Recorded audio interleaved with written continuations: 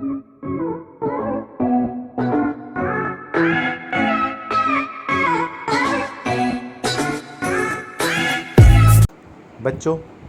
आज हम बात करेंगे भूगोल के 8वें अध्याय की, जिसका नाम है परिवहन एवं संचार।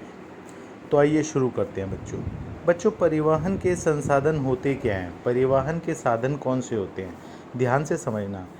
वो सभी साधन जो वस्तु अथवा व्यक्ति, वस्तुओं को भी या फिर व्यक्तियों को भी एक स्थान से दूसरे स्थान तक ले जाते हैं, उन्हें बोलते हैं परिवहन के साधन। वस्तुओं को भी और व्यक्तियों को भी, जैसे बस हो गई या फिर मालगाड़ी हो गई।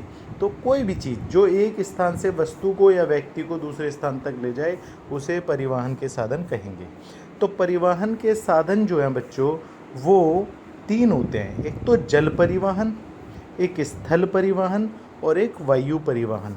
तो आइए सबसे पहले स्थल परिवहन की बात समझते हैं। बच्चों, स्थल परिवहन यानी कि ज़मीन पर होने वाला परिवहन, इसे 3 भागों में बांटा गया है। पहला ज़मीन पे होने वाला परिवहन है सड़क परिवहन। आप जैसा जानते ही हैं, ज़मीन पर सड़कें तो होती ही हैं। ज़मीन यानी कि स्थल, तो स्थल परिवहन में सबसे पहला है सड़क परिवहन। बच्चों, सड़क परिवहन के बाद दूसरा है स्थल परिवहन रेलवे परिवहन। रेलवे परिवहन भी स्थल पर ही होता है।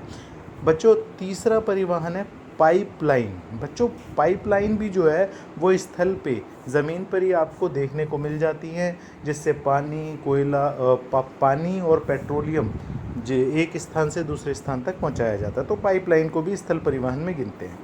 अब मैंने आपको जो स्थल परिवहन के 3 बताए हैं, सड़क, रेल और पाइपलाइन, इन तीनों में रेलवे परिवहन में आपको एक बात ध्यान रखनी है कि रेलवे परिवहन में जो रेल की पटरियां होती हैं, उनके बीच में जो जगह होती है खाली, पटरियों के बीच में, 2 पटरियों के बीच में जो खाली जगह होती है, उसे गेज कहते हैं।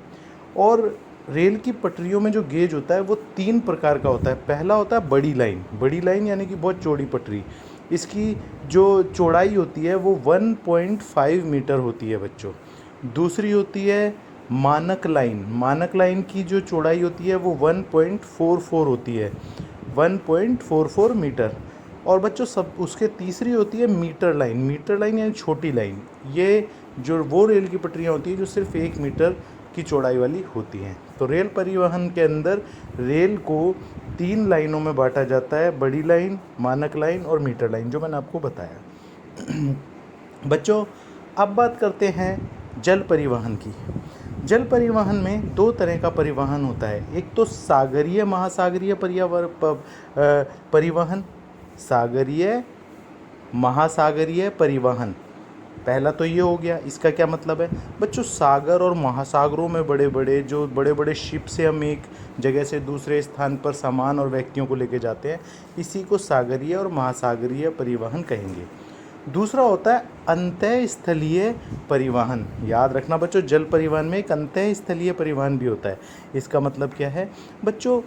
झरनों के द्वारा, नदियों के द्वारा, तालाब के द्वारा, छोटी छोटी नदियों के द्वारा जो परिवहन एक देश के भीतर होता है, उसे अंतःस्थलीय परिवहन कहा जाता है बच्चों।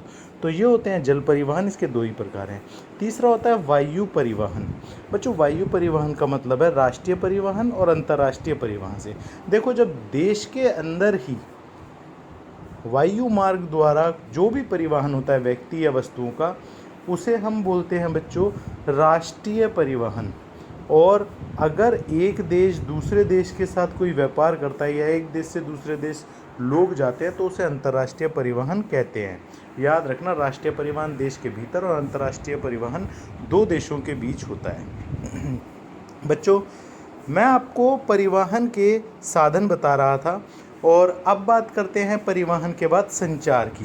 देखो बच्चों, संचार के संसाधन जितने भी होते हैं, संचार यानी कि टेलीफोन, इंटरनेट, जो भी सूचना देने वाले साधन हैं, जो भी सूचना देने वाले साधन हैं, मोबाइल हो गया, लेटर हो गया, न्यूज़पेपर हो गया, मैगज़ीन हो गई, वो सभी के सभी साधन संचार के साधन हैं बच्चों।